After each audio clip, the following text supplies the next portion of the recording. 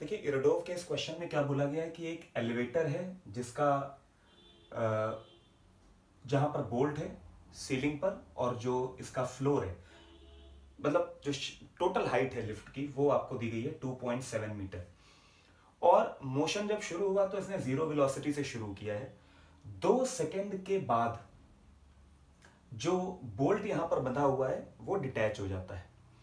तो बोला गया है कि 2 सेकंड के बाद जब ये बोल्ट डिटैच हो जाएगा तो ये फ्लोर पर कितने टाइम के बाद आकर गिरेगा। हर बार की तरह अगर किसी क्वेश्चन में एक से ज्यादा ऑब्जेक्ट यानी दो या दो से ज्यादा ऑब्जेक्ट चल रहे हो तो ऐसे क्वेश्चन को रिलेटिव मोशन से करना इजी होता है। तो जब तक बोल्ट डिटैच नहीं हुआ है तब तक तो दोनों का मोशन एक जैसा है और वो है टाइम 2 सेकंड। तो पहले जरा देखते हैं कि 2 सेकंड के बाद वेलोसिटी इस लिफ्ट की या बोल्ट की कितनी हो गई। तो फॉर्मूला सिंपल सा, v is equal to u plus a t. Initial speed 0 दी है, एक्सेलरेशन दिया है 1.2 और टाइम जो है वो 2 है। तो कितनी वेलोसिटी आ गई 2.4 मीटर पर सेकेंड। तो ये वेलोसिटी लिफ्ट की भी होगी और बोल्ट की भी होगी क्योंकि बोल्ट उसके साथ अटैच्ड है। दोनों सेम वेलोसिटी अटेन करेंगे। इसके बाद से शुरू होता है कि बोल्ट डिटैच हो गया। जब बोल्ट डिटैच हो गया तो यहां पर लिफ्ट अलग और बोल्ट अलग, तो आप यहां पर रिलेटिव मोशन लगा दें। आपसे पूछा गया है कि कितने टाइम के बाद ये फ्लोर पे गिरेगा। Time is independent of frame of reference. तो आसान ये रहेगा कि हम लिफ्ट के रिस्पेक्ट में टाइम पता कर लें। ठीक है, तो यहां पर हम क्वेश्चन क्या, अब टाइम पता करने के लिए हम क्या करेंगे, हम लिफ्ट के रिस्पेक्ट में मोशन देखेंगे। तो जब आप लिफ्ट के रिस्पेक्ट में देखेंगे तो बोल्ट के पास कितनी एक्सेलरेशन, बोल्ट के पास वेलोसिटी कितनी होगी, बोल्ट के पास वेलोसिटी होगी 2.4 मीटर पर सेकेंड। और क्योंकि गिरेगा तो फ्री फॉल की वजह से जी कितना होगा 9.8 मीटर पर सेकेंड स्क्वायर। ये तो बोल्ट का अपना वेलोसिटी और एक्सेलरेशन डिटैच होने के बाद।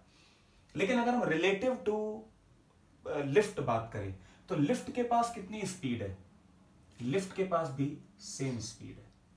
कितनी 2.4 मीटर पर सेकेंड। तो ये देखिए दोनों वेलोसिटी इक्वल और अपोजिट कैंसिल हो जाएगी। और इसके पास लिफ्ट के पास एक असेंडिंग एक्सेलरेशन था जो इसको मिल जाएगा और वो है 1.2 मीटर पर सेकेंड स्क्वायर का। तो बोल्ट का जो वेलोसिटी अब से जो हम मेजर करेंगे वो वेलोसिटी कितनी हो गई 0 और एक्सेलरेशन कितना हो जाएगा 11।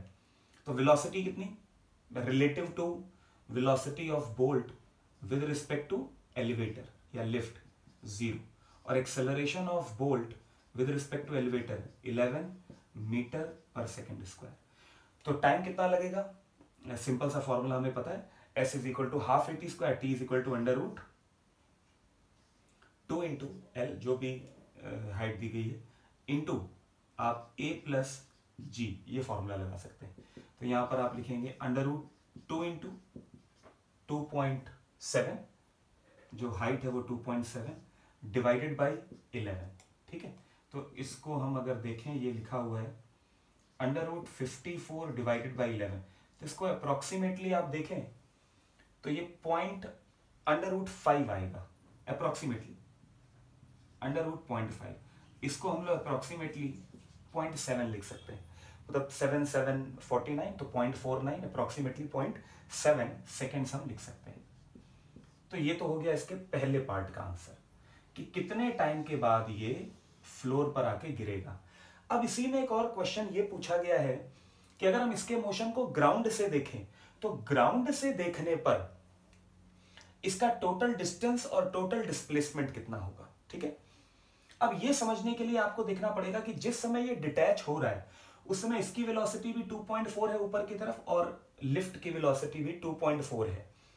लेकिन लिफ्ट ऊपर एक्सेलरेट कर रही है तो 2.4 से धीरे धीरे उसकी वेलोसिटी बढ़ेगी। लेकिन ये 2.4 अपवर्ड वेलोसिटी है लेकिन इसके पास एक्सेलरेशन है 9.8। तो जो ऊपर छत है वो तो तेजी से जा रही है और इसकी वेलोसिटी लगातार कम हो रही है। ये नीचे नहीं आएगा, जाएगा ऊपर। ये समझाने का केवल पर्पस ये है कि इसको ऊपर जाने का सफिशिएंट टाइम मिल जाएगा, सफिशिएंट जगह मिल जाएगी, स्पेस मिल जाएगी। आप सोचेंगे कि ये तो ऊपर बंधा है तो ऊपर जा नहीं सकता। तो आप देखिए जैसे ही अटैच होगा इसके पास ऊपर जाने की वेलोसिटी है और इसके पास भी, तो दोनों दोनों दोनों देखिए ऊपर जाएंगे, लेकिन जो लिफ्ट है वो ज्यादा ऊपर जाएगी और इसकी वेलोसिटी क्योंकि कम हो रही है तो लिफ्ट के कंपैरिजन में ये कम चलेगा। मेरा कहने का मतलब है कि इसको पूरा मौका मिलेगा ऊपर तक जाने का जब तक इसकी वेलोसिटी जीरो नहीं हो जाती। तो यहां से पता चला कि डिस्टेंस निकालने के लिए कॉन्सेप्ट कौन सा लगेगा कि इसकी वेलोसिटी जीरो होनी और फिर ये अपना पाथ रिवर्स डायरेक्शन में फॉलो करेगा। तो डिस्टेंस अलग आएगा और डिस्प्लेसमेंट अलग आएगा। डिस्प्लेसमेंट तो हम लोग तुरंत निकाल सकते हैं, क्या है, पूरे मोशन का टाइम क्या है 0.7, और जब यहां से डिटैच होगा तो हम लोगों ने ये चीज तो पढ़ रखी है कि एक्सेलरेशन, ये फ्री फॉल करेगा तो एक्सेलरेशन 10 है। तो सिंपल सा है कि 0.7 सेकंड में ये चला कितना, अपने एक्चुअल मोशन से फ्री फॉल करने से ये कितना चला। तो सिंपल आप लिखेंगे